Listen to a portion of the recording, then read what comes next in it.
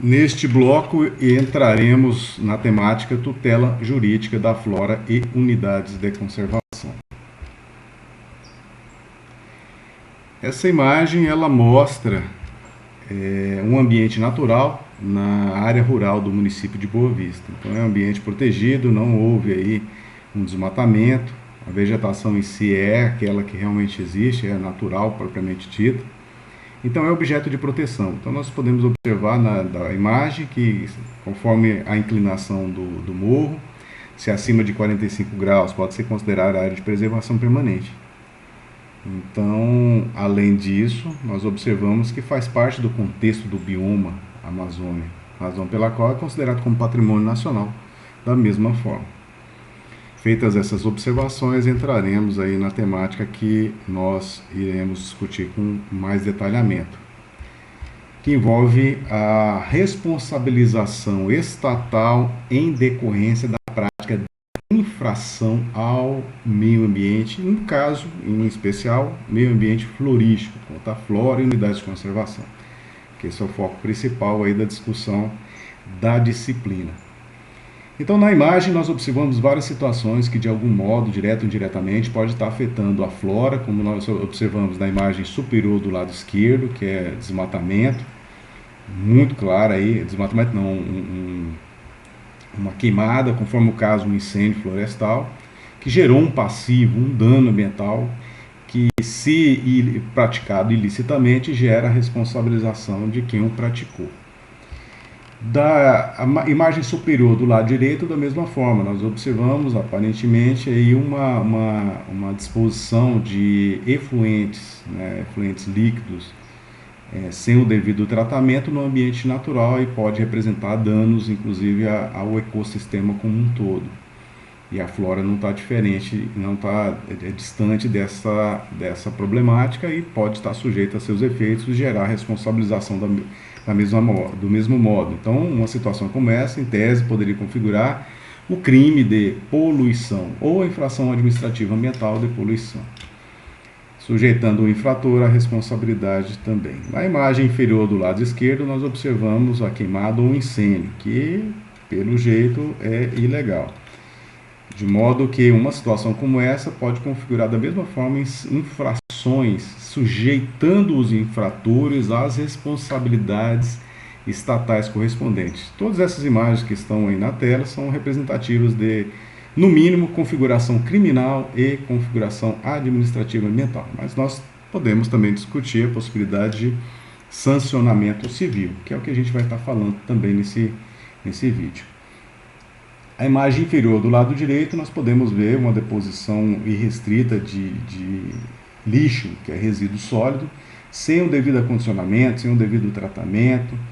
Numa situação como essa, poderia, por exemplo, ser na zona de amortecimento de uma unidade de conservação.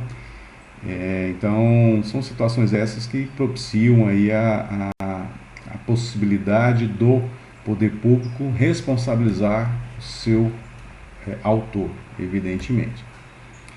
Feitas essas observações preliminares, nós iremos falar sobre a tutela jurídica da flora. E a tutela jurídica da flora envolve exatamente medidas, em especial, como nós já falamos, o princípio da prevenção, medidas que se antecipam aos danos, medidas que evitam a ocorrência dos ilícitos e aí, em contrapartida, não gera responsabilização estatal. Mas a partir do momento que ocorre o ilícito, o ato ilícito, que é quem, de qualquer modo, por ação ou omissão, causa prejuízo à flora, pode estar sujeita a ser responsabilizado. Então, a configuração legal de ato ilícito está lá no Código Civil, artigo 186, 187, e nós pegamos emprestado exatamente para a configuração do ato ilícito ambiental, o ato ilícito contra a flora, que é o objeto da disciplina. Então, nesse contexto, a partir do momento que configura uma infração ou ato ilícito, conforme o caso, ou delito, ou violação da norma protetora, surge a possibilidade, conforme o caso, de responsabilização de um lado, de ordem privada, de outro, a cargo do próprio poder público. Pois bem, feitas essas observações, nós observamos exatamente o seguinte: uma questão é ensejar a responsabilização em nível privado. Então, nesse caso da responsabilização em nível privado, ela é civil, responsabilização civil privada, porque é, por exemplo, aquele que de algum modo ele se foi prejudicado por uma conduta de quem quer que seja. Por exemplo, alguém que foi prejudicado ali com a supressão de vegetação em sua propriedade rural em área de preservação permanente. Ele pode, efetivamente, ingressar com ação civil, buscando a reparação dos danos em razão das infrações ali cometidas por outrem. A mesma coisa pode acontecer exatamente por violação dos limites de propriedade, pode ser por supressão indevida de bem florestal ou de produtos florestais ou não florestais que pertençam a outrem, gerar aí a necessidade, a obrigação de, no mínimo, indenizar os danos causados. Então, aquele que se sentir prejudicado, seja o proprietário, poceiro, esses são alguns exemplos, pode exatamente ingressar com uma ação em juízo, buscando a reparação dos danos causados, que pode implicar exatamente na obrigação de fazer, por exemplo, a recuperação do meio ambiente degradado, florístico, como também, cumulativamente, a indenização pelos danos causados, danos materiais causados. São situações essas que o Código Civil e o Código de Defesa do Consumidor, conforme o caso, pode visualizar a sua responsabilização. Nós temos um crime interessante, que é um crime previsto na Lei dos Crimes Ambientais, que estabelece a possibilidade de responsabilização contra aquele que, por exemplo, suprime, retira, destrói vegetação de propriedade privada alheia. Então, numa situação como essa, do mesmo modo, se alguém na sua calçada, ou tá no seu próprio domínio territorial, no ambiente urbano, ou mesmo no ambiente rural, que alguém praticou esse tipo de conduta, gera a possibilidade de responsabilização civil. Uma questão que é importante nós comentarmos disso é exatamente o seguinte: essa responsabilidade civil, privada ou particular, ela é disponível. Isso significa exatamente o quê? Aquele que se sentiu prejudicado, ele pode simplesmente deixar de responsabilizar, ele pode simplesmente deixar para lá e assumir o ônus, né, as consequências do ato ilícito praticado por outro. Então, o interesse privado dele de se ver reparado em relação aos danos ocorridos, ele é disponível. No entanto, de forma diferente, nós observamos exatamente a responsabilidade por interesse meta-individual, que vai além de um indivíduo. O interesse meta-individual é a pluralidade de personagens que se viram de algum modo prejudicados. Então, o meta-individual ou transindividual configura exatamente uma infração que vai além do indivíduo. São muitas as pessoas que poderão ser consideradas como prejudicadas direta ou indiretamente. Razão pela qual exige uma intervenção do poder público mais incisiva. E aí nós falaremos dela um pouco mais à frente, que é a responsabilização civil pública, ou seja, é a cargo do poder público. O poder público, a partir do momento que toma conhecimento dessa ocorrência, ele deve obrigatoriamente tomar providência. Então nós já observamos a diferença em relação ao interesse privado, que o interesse privado é disponível. No caso do interesse meta-individual, ele é indisponível. E aí nós temos como normas referenciais sobre essa temática a Lei 7347 de 1985, Código de Defesa do Consumidor, e a Lei dos Crimes e Infrações Administrativas Ambientais, que tem previsão civil também. Então, quando se fala em busca da responsabilização civil em razão da violação de interesse meta-individual ou transindividual ambiental florístico, aí é uma obrigação do poder público as providências tendentes à reparação dos danos causados à coletividade como um todo. Até porque nós falamos, meio ambiente, de acordo com o artigo 225 caput da Constituição, ele é um bem de uso comum de todos, indistintamente. Então, e a responsabilidade na sua defesa é do poder público e da coletividade, razão pela qual a matéria em si exige uma atenção diferenciada do poder público, ao ponto dele não poder abrir mão de responsabilizar o infrator ou os infratores. Nós temos também como forma de responsabilização estatal, que é matéria de ordem pública, não pode ser, o poder público não pode abrir mão a partir do momento que toma conhecimento, exatamente a responsabilidade penal, prevista no Código Penal, na Lei dos Crimes, Infrações Administrativas Ambientais, etc. Então nós observamos exatamente o que? A previsão legal como crime e, conforme o caso, tem algumas outras situações envolvendo contravenção penal, que exige aí uma responsabilização que pode implicar, no caso da pessoa física, no cerceamento do direito de liberdade, ou seja, pode, em tese, configurar aí a possibilidade de prisão. Então nós iremos observar mais à frente que isso nem sempre é possível. Pois bem, em paralelo às formas de sancionamento que nós já observamos, seja ela privada, seja ela civil privada, seja ela civil pública, seja ela penal, nós temos também a responsabilização administrativa. Como fundamento normativo, nós temos o Decreto Federal 6.514, entre outras normas. Mas ele é o que é mais explícito, é mais contundente. Nós iremos tratar dele mais à frente também. Ou seja, o poder público também ele pode aplicar, deve aplicar, a partir do momento que toma conhecimento da infração, as responsabilidades inerentes à violação das regras de proteção da flora nacional e das unidades de conservação.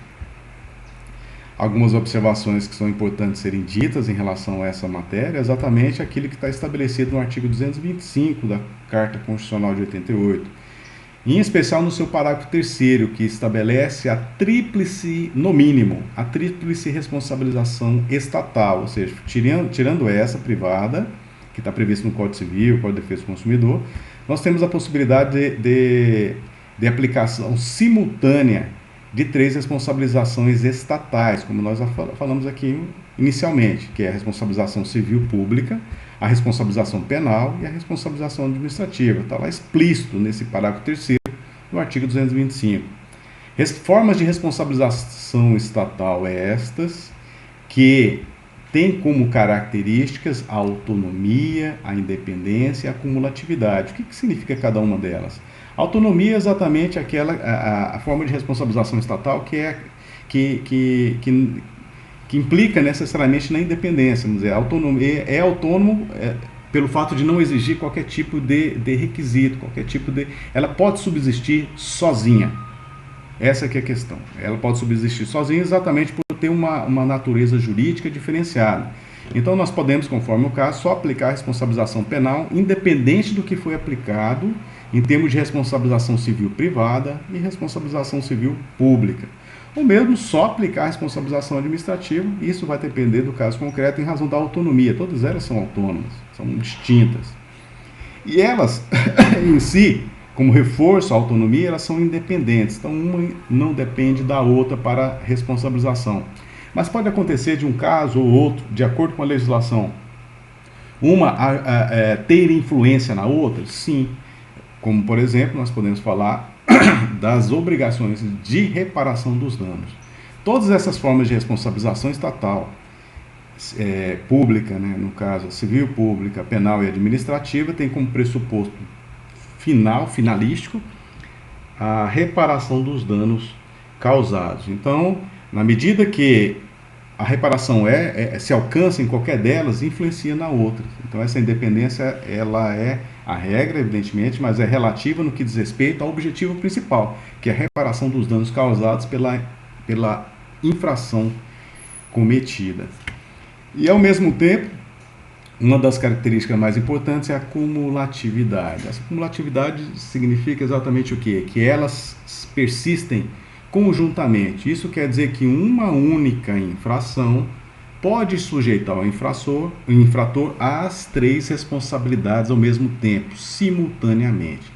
Então, em tese, por exemplo, no caso de desmatamento, sem autorização do órgão competente em área de preservação permanente, em unidade de conservação, pode sujeitar o infrator à responsabilização civil pública, a responsabilização criminal e a responsabilização administrativa. E isso são situações que não configuram o que nós chamamos no direito de bis in idem, ou seja, dupla imputação de responsabilização estatal sobre o mesmo fato. Então, exatamente por quê? Porque elas são cumulativas, têm naturezas jurídicas diversas, então elas podem se coexistir, elas podem conviver como responsabilização estatal contra o infrator. Então, é uma das formas que tem o ordenamento jurídico brasileiro de desestimular a prática de infrações, exatamente porque a quantidade de sanções aí previstas no ordenamento jurídico é muito grande, em especial do ponto de vista econômico. E aí nós vamos tecer alguns comentários em relação às particularidades das formas de responsabilização estatal. Começando pela responsabilização civil pública. Então, nesse bloco, nós fecharemos só com responsabilização civil pública para depois, em outros vídeos, falar sobre as outras formas de responsabilização estatal, que é responsabilização administrativa e responsabilização penal. Pois bem, no caso da responsabilização civil pública, o principal fundamento é exatamente a Lei 7347 de 1985.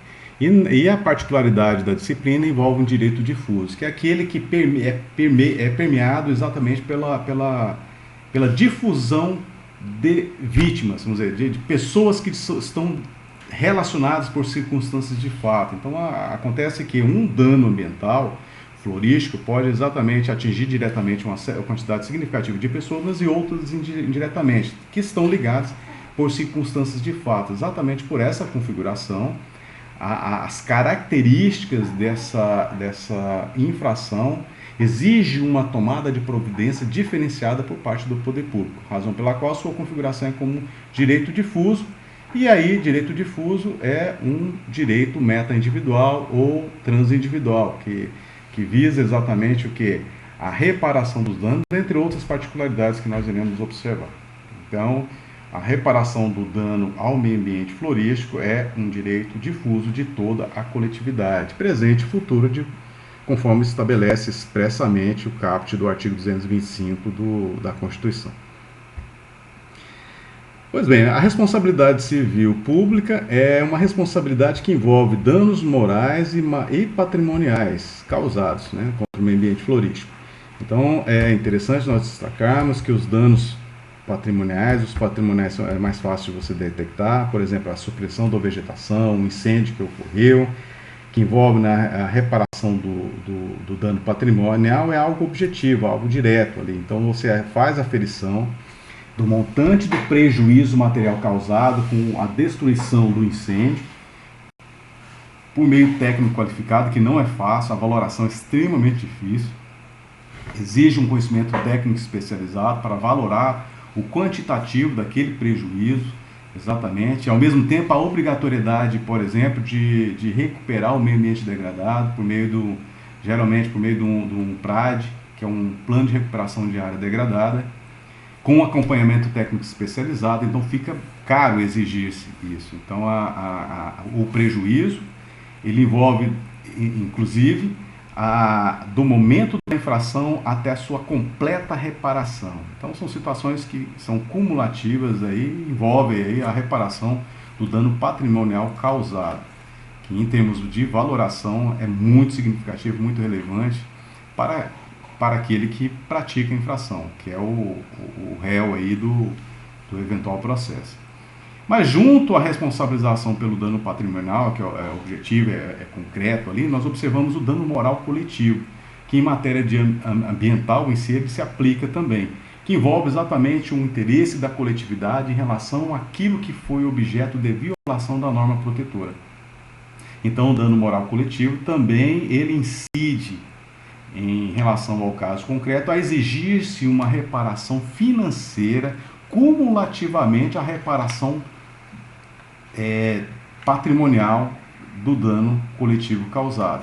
Então, o dano moral coletivo ele tem que exigir também uma avaliação técnica qualificada para sopesar o montante econômico que é a valoração em relação àqueles prejuízos ambientais causados para a coletividade. Então, nós observamos que a responsabilização civil pública ela envolve exatamente essas duas grandes formas de sanção, de reparação. E a reparação tem que ser efetiva, O objetivo maior é a efetividade da reparação dos danos causados, sejam eles morais, sejam eles patrimoniais. Foro competente para a investigação, o processo e julgamento é o local onde ocorrer o dano. Então, aqui não tem muita discussão. Ou onde ocorrer o dano, ou onde pode ocorrer o dano, porque a responsabilização civil pública ela pode atacar também situações antecipadamente, evitar que um dano possa ocorrer. Então, parte do pressuposto que onde pode ocorrer seria o foro competente para exatamente deliberar sobre essa matéria. O objetivo principal da responsabilização civil pública é a obrigação de fazer, como por exemplo, nós já fizemos uma abordagem, recuperação do ambiente degradado. Então, por exemplo, fazer, no caso de uma supressão de vegetação em área de preservação permanente, simplesmente buscar voltar ao que era, por meio de um plano, de um projeto aprovado pelo órgão ambiental competente, por meio do licenciamento ambiental, que visa, a princípio, restaurar o ambiente degradado, ou seja, fazer com que voltar ao que era, se não possível a recuperação do meio ambiente degradado, que é algo de menor proteção, vamos assim dizer, que vai depender do caso concreto, mas que também atende à finalidade da legislação. Então nós observamos aí que essa reparação implicaria exatamente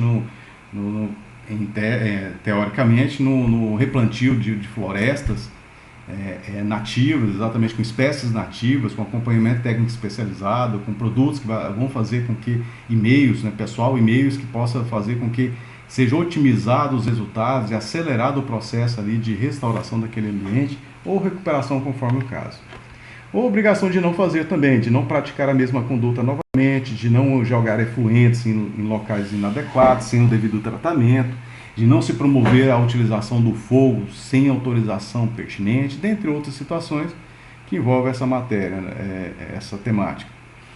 E ou indenização. Então aqui é interessante nós observarmos que a legislação, a Lei da Ação Civil Pública, ela estabelece que a obrigação de fazer ou não fazer e indenização. No entanto, a leitura que se faz em termos de jurisprudência e doutrina é que a obrigação de fazer e não fazer envolve também cumulativamente a indenização pelos danos causados, como por exemplo, é o que justifica exatamente a responsabilização por danos morais e materiais. Então deve ser observado, de acordo com o caso concreto, exigir-se aí a reparação integral dos danos, que é o fundamento maior aí da responsabilização civil pública, que tem, nós já fizemos uma abordagem, como principal elemento a prevenção. Então, se existem indicativos, elementos que justifiquem uma intervenção do poder público para que uma infração ela não ocorra, obrigatoriamente o poder público deve fazê-lo, tomar as providências adequadas, de cunho investigativo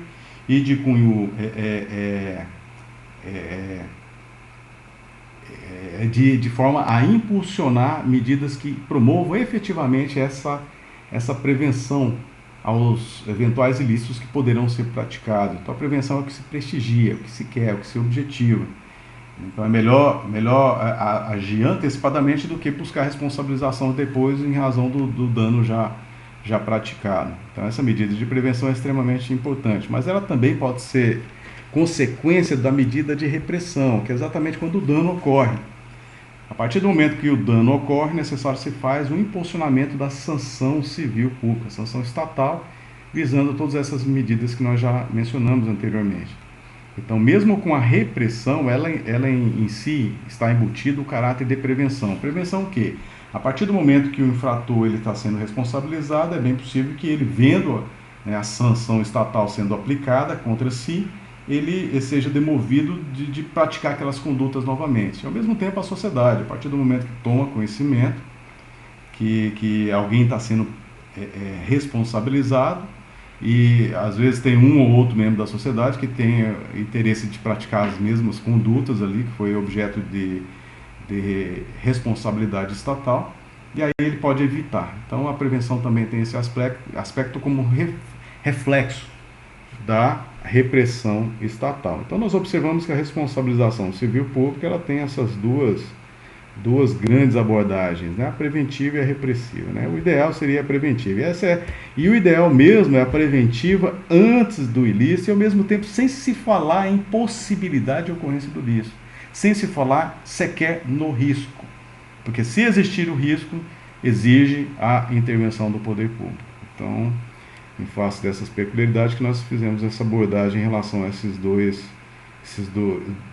focos da responsabilização civil pública, que tem como legitimados ativos, de acordo com a lei, nós temos a União, os Estados, Distrito Federal e municípios, as autarquias, empresas públicas, sociedade de economia mistas, nós temos o Ministério Público Estadual, o Ministério Público Federal, a Defensoria Pública Estadual, a Defensoria Pública Federal, nós temos as fundações públicas E nós temos as associações constituídas na defesa de determinado interesse, como por exemplo a Flora, a Unidade de Conservação. E também as fundações privadas, que têm o mesmo propósito aí da associação, só que não têm naturezas jurídicas diferentes uma da outra. Então nós observamos que existem legitimados ativos, que podem buscar a responsabilidade contra os infratores, que são os legitimados passivos, que uma parte deles está ligada ao poder público, né, da administração direta e indireta, e outra parte está ligada à própria sociedade, como instituições da própria sociedade que têm esse papel, como é o caso das associações e fundações privadas. No caso dos legitimados passivos, nós temos aí os infratores, sejam eles pessoas físicas, pessoas jurídicas, de direito público, de direito privado. Inclusive uma junto com a outra, vamos dizer, pessoa física junto com pessoa jurídica, várias pessoas físicas, então, e mesmo o próprio poder público pode ser responsabilizado em termos de sancionamento civil público. É importante nós observarmos que, além da ação civil pública, aqui eu vou aproveitar esse momento para mencionar, que nós temos a lei da ação popular. E a lei da ação popular possibilita o cidadão defender o meio ambiente. Como a Flora está dentro do meio ambiente, a Unidade de Conservação do mesmo modo, o cidadão considerado individualmente, ele pode também buscar responsabilidade para a reparação civil dos danos causados. Eu não fiz menção nesse slide porque eu não lembrei até, mas aí estou complementando verbalmente, que é exatamente o que? O manejo da ação popular como mecanismo de reparação dos danos civis causados ao meio ambiente florístico. A lei da ação popular, ela tem previsão na Constituição como direito e garantia fundamental. Então nós observamos exatamente o respaldo para que, primeiro, o poder público, via dos seus representantes, e nós falamos vários dos representantes legitimados ativos, como também a sociedade, por meio de associação e fundação privada, valendo-se do mecanismo da Lei da Ação Civil Pública, que é a Lei 7347 de 1985. E, em conjunto, existe a possibilidade do próprio cidadão se insurgir contra as infrações causadas, por meio da ação popular, e o objeto é exatamente o mesmo, que é o que? Reparação por dano material e patrimonial, obrigação de fazer e não fazer, ou indenização, conforme o caso. Então são essas as perspectivas que nós temos em relação a essa situação. Comunicação da infração. A partir do momento que ocorre a infração, qualquer pessoa poderá comunicar às autoridades competentes, mas o servidor público, qualquer que seja a esfera que ele pertença, União, Estados, DF, municípios, ele deverá, é uma obrigação funcional, sob pena inclusive de responsabilidade administrativa, responsabilidade penal, conforme o caso. Então essa é uma missão, é uma obrigação institucional, vinculado ao servidor público. No caso do cidadão, da pessoa, né, que não seja servidor público, que tomou conhecimento daquela infração, ele tem uma faculdade de acionar quem de direito para as providências relacionadas à responsabilização civil pública. A Lei da Ação Civil Pública, ela prevê o inquérito civil público como um mecanismo de investigação tendente à busca e esclarecimento dos fatos e responsabilização civil. Esse inquérito civil é um instrumento exclusivamente do Ministério Público, que tem todo um parâmetro normativo, regulamentação do seu funcionamento. Hoje nós temos o inquérito civil público, nós temos o procedimento preliminar como mecanismos de investigação, mas também nós podemos entender exatamente que não necessariamente precisa do inquérito civil público ou do procedimento preliminar para gerar uma possível responsabilização civil pública. Por quê? A partir do momento que a autoridade competente, qualquer dos legitimados ativos, tome conhecimento com as provas adequadas e correlatas, pode pegar aquele conjunto de provas que nós podemos denominar como peças de informação e buscar a responsabilização, por exemplo, ingressando com ação civil pública ou mesmo uma ação popular. Então é uma situação que é possível de acordo com os elementos probatórios existentes. Não existindo, no caso do Ministério Público, instaura-se uma investigação. Então o inquérito civil público é uma das investigações formais, com todo um controle rígido ali de processamento, de instauração, processamento, publicidade, conforme o caso, e o devido acompanhamento do andamento da matéria como um todo. Nessa imagem, mostra a imagem interessante, não sei se foi feita, produzida, como é que é a situação dela. Talvez é um desenho em cima de uma degradação real. Mas nós observamos um desmatamento aqui, uma árvore, né, ao fundo, mostrando aqui o impacto, né, sendo mais enfático no impacto ao meio ambiente florístico. Pois bem, como consequência também da responsabilização civil, nós temos aí um instrumento extremamente importante que visa a resolução amigável das infrações cometidas sob o ângulo civil, que é o termo de ajustamento de conduta, o termo de compromisso de conduta, ou só termo de ajustamento, que está previsto no artigo 5º, parágrafo 6º da Lei 7347 de 1985. Esse instrumento de resolução amigável, que é um contrato especial, que deve ser necessariamente formalizado com condições, com obrigações, com as implicações, com o esclarecimento do que foi praticado, com a indicação do foro competente, com o estabelecimento das multas necessárias, que, se caso não cumprido, pode gerar aquelas responsabilizações. Então, todo o conjunto de implicações, de obrigações que tem como propósito final a reparação dos danos causados, pode ser resolvido no âmbito ainda da investigação. Pode ser resolvido antes de chegar no Poder Judiciário, antes do ingresso de uma ação civil pública, por exemplo. Então, o termo de ajustamento de conduta é um documento formal previsto ali na Lei da Ação Civil Pública como medida de solução da infração civil praticada, que tem como legitimados da sua celebração, ou seja, aquele que vai elaborar esse documento, os órgãos públicos. E aí eu fiz um destaque nos órgãos públicos exatamente com a perspectiva de excluir as associações privadas e ao mesmo tempo as fundações, associações e fundações privadas. Por quê? Porque a própria norma estabeleceu que quem tem a competência como legitimado ativo para propor o TAC são as instituições públicas, todas elas. E nós falamos lá da União, os estados, DF, municípios, Ministério Público, Defensoria Pública, autarquia, empresa pública, sociedade de economia mista e fundação pública. Então são esses, né? Então exclui desse rol, por não ser público, órgão público, o quê? As associações e as fundações privadas. Então, feita essa abordagem, nós observamos exatamente o seguinte: aqui é importante estar dizendo que os legitimados ativos que nós mencionamos um pouco atrás, que está aqui, são legitimados ativos para, por exemplo, ingressar com ação civil pública. Não se confunde esses legitimados ativos, e aqui nesse caso os legitimados ativos podem ser todos. Não se confunde com os legitimados ativos para se propor termo de ajustamento de conduta. Uma questão interessante também é exatamente o que? Em todos os casos, incondicionalmente, no trâmite de uma ação civil pública, o Ministério Público deve estar acompanhando, obrigatoriamente. No acompanhamento processual, o Ministério Público está lá como fiscal da lei ou como custos legis, que é o termo em latim que se aplica à intervenção dos Ministérios Públicos quando ele não ingressa com a ação civil pública. Então, seja uma associação ou fundação privada que ingresse com ação civil pública contra um infrator, em razão dos danos ocorridos contra a flora, o Ministério Público tem que acompanhar o processo também.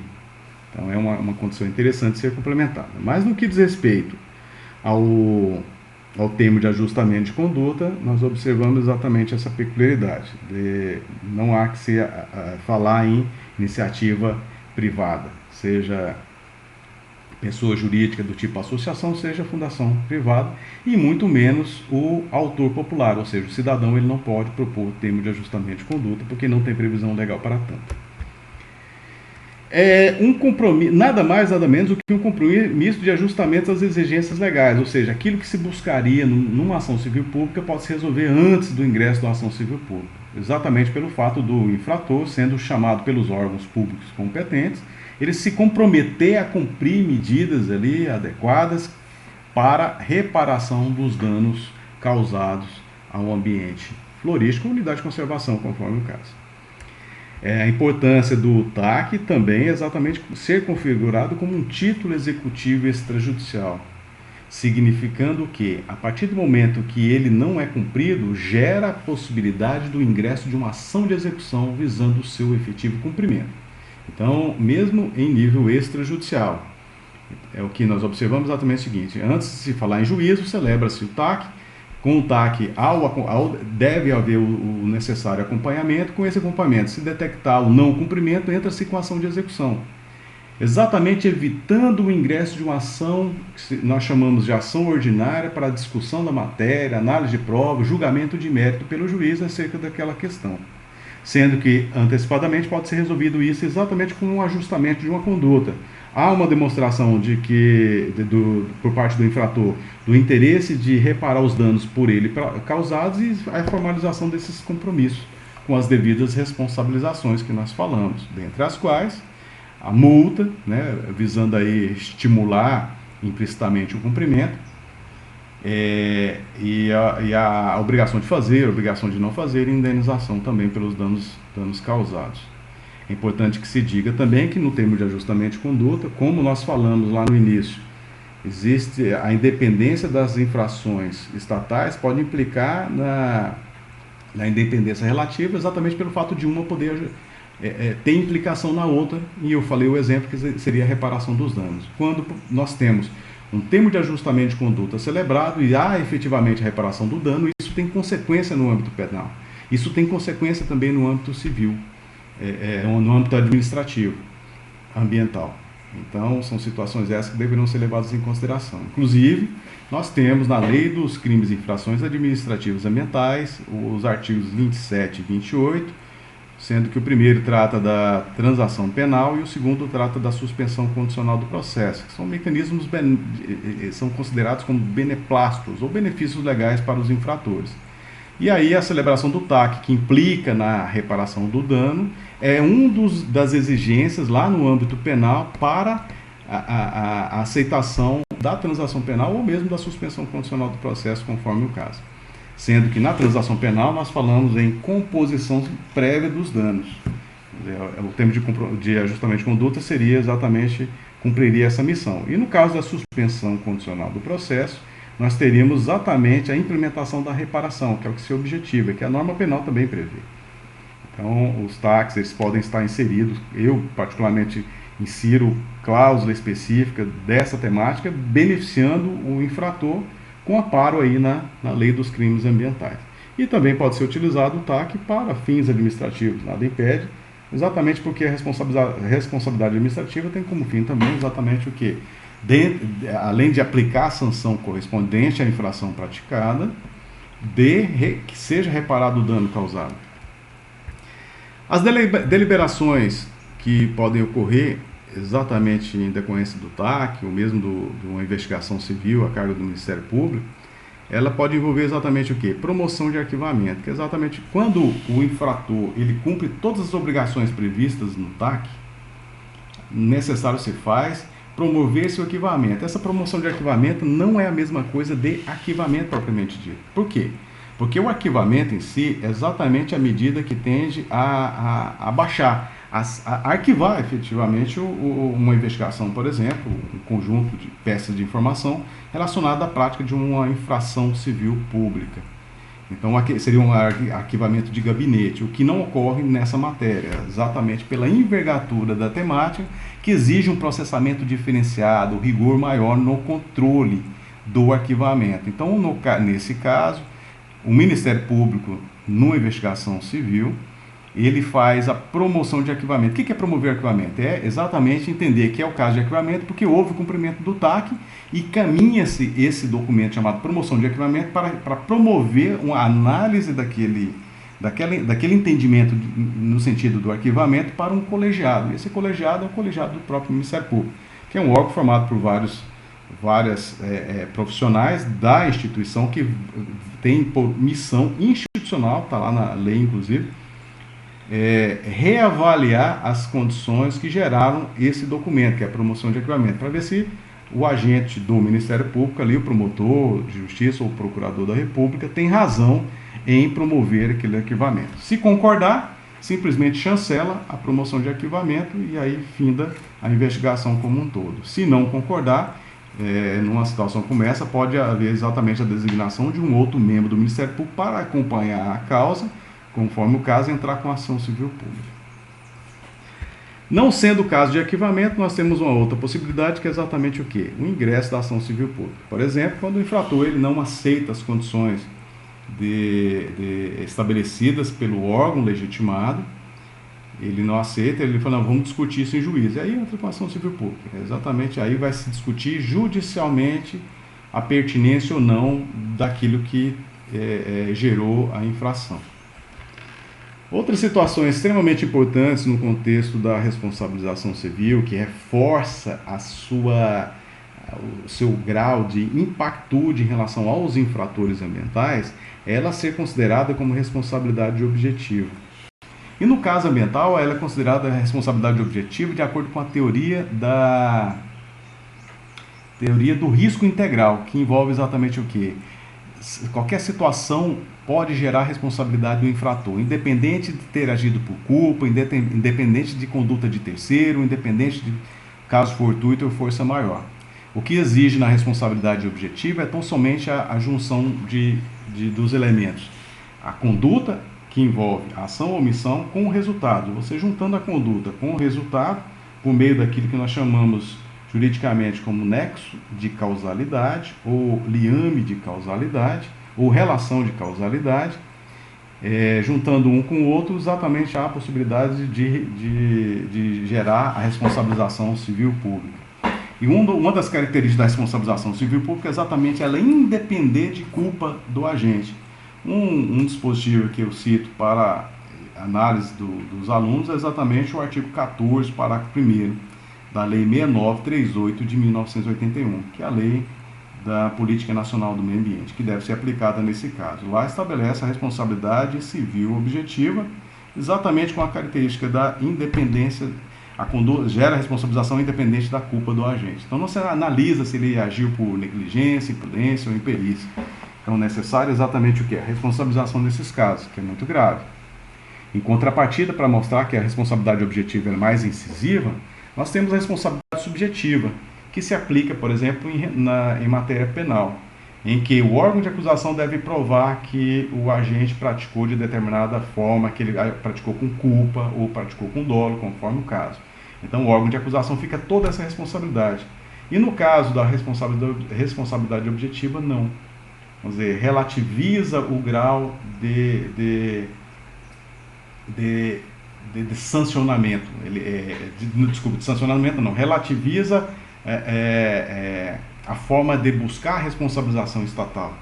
Então, a responsabilização objetiva é mais simples para quem busca a responsabilização e mais difícil para quem é alvo dela, quem é o responsabilizado. Então essa é uma característica interessante que conjunta a ela, não mencionei aqui, poderia até ter feito, mas eu não me lembrei, que é exatamente a possibilidade de se pedir também a inversão do ônus da prova, que é exatamente pedir que a prova, o ônus da prova, a regra geral, é de quem acusa. Nesse caso, pode-se pedir também, cumulativamente com a previsão do Código de Defesa do Consumidor, que se aplica subsidiariamente, essa inversão. Exatamente para que quem deve provar que não deve ser responsabilizado é o próprio infrator. Então é uma situação que pode ser cumulativa. Além dessa característica de responsabilidade objetiva, nós temos aplicável à matéria a responsabilidade solidária. Essa responsabilidade solidária é aquela em que independe, se foram vários os autores, vários os possíveis responsabilizados, os investigados que geraram a infração, o órgão de acusação, o legitimado, ele pode escolher contra quem vai demandar. Então a responsabilidade solidária é exatamente essa. Eu, como órgão de acusação, escolhe se vai demandar, vai buscar a responsabilização de A, ou B, ou C, ou D. Ou só de A e B, ou só de C ou D, ou de todos conjuntamente, ou só de um. Então a responsabilidade solidária é exatamente o seguinte: incumbe ao órgão de acusação escolher contra quem vai demandar. E aí é interessante nós observarmos que nessa situação, o responsável, o responsabilizado, por exemplo, que for condenado, surge para ele um direito de regresso.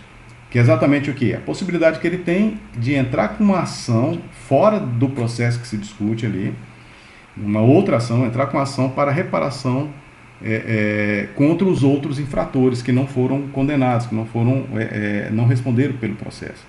Então, um ou vários podem responder o processo, e perdendo ele pode entrar posteriormente com uma demanda contra os outros que não participaram daquele processo. Então, a responsabilidade solidária tem um caráter extremamente importante na defesa do meio ambiente. E o florístico não é diferente, exatamente pelo fato de possibilitar ao órgão de acusação escolher contra quem vai demandar. Um, ou dois, ou três, ou todos, todos diretamente. Também incide na responsabilização civil a sua configuração como propter rem. Isso significa exatamente o seguinte: ela perdura, ela acompanha a coisa. Por exemplo, uma degradação em reserva legal. Se o proprietário ele vendeu aquela propriedade, passou para outrem, esse outrem que adquiriu a propriedade ele pode ser responsabilizado. Exatamente por quê? Porque a obrigação de reparação do dano acompanha a coisa, é propter rem. Então, pelo fato de acompanhar a coisa, o novo adquirente pode ser responsabilizado. Numa situação como essa, que vai acontecer do mesmo jeito.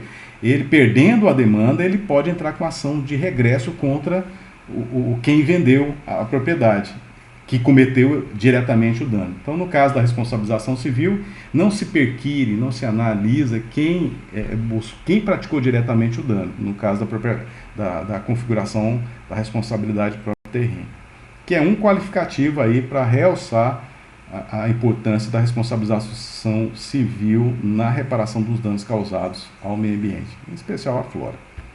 E também tem como característica a sua imprescritibilidade, significa que os danos causados ao meio ambiente florístico são imprescritíveis. Os danos ambientais civis, na realidade, esse ponto aqui que é importante nós destacarmos, que só a responsabilidade civil ela é imprescritível. A reparação dos danos causados na responsabilização civil é imprescritível, diferente da responsabilidade administrativa e diferente da responsabilidade penal, que são prescritíveis. Ok? E aí eu trago um julgado, que é um julgado que é de 15 de junho de 2020, do STJ.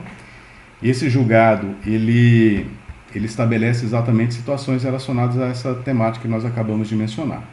Conforme o entendimento desta Corte Superior, referendado pelo STF, é imprescindível a reparação do dano ambiental em espaços especialmente protegidos, em razão da natureza permanente da lesão. Aqui está reforçando a questão da imprescritibilidade, com um posicionamento não só do STJ, como do STF no mesmo sentido. Então, os danos ambientais de cunho civil são considerados como imprescritíveis. A outra situação não procede a tese da ilegitimidade passiva, esse é no caso concreto, que estava sendo julgado pelo STJ.